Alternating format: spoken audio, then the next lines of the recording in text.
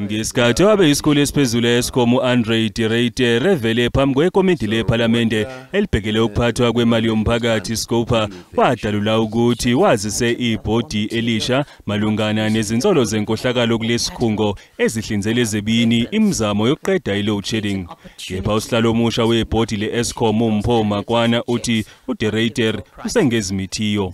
We are on record as directors. We have a group chat in Teams between the board and execs. You know, Microsoft Teams allows you to create group chats where the board members said, where is this intelligence report? And the executives categorically indicated they have no sight of it, they have no knowledge of it, including our head of legal.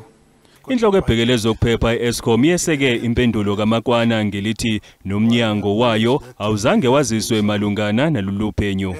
Phezu kwalokhu iEskom njengesikhungo ayivumelekile ukuqhuba uphenyo oluzimele ngaphandle kokubambisana nezinhlaka zomthetho ezifanele.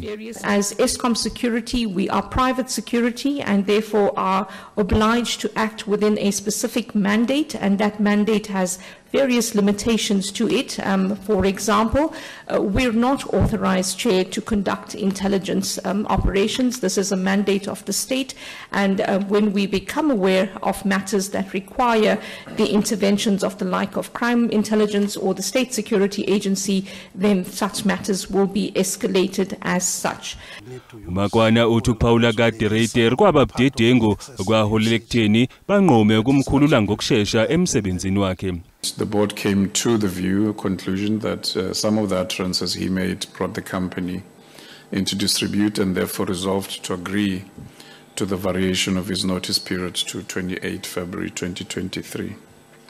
Towards my concluding remarks, I will clarify this further.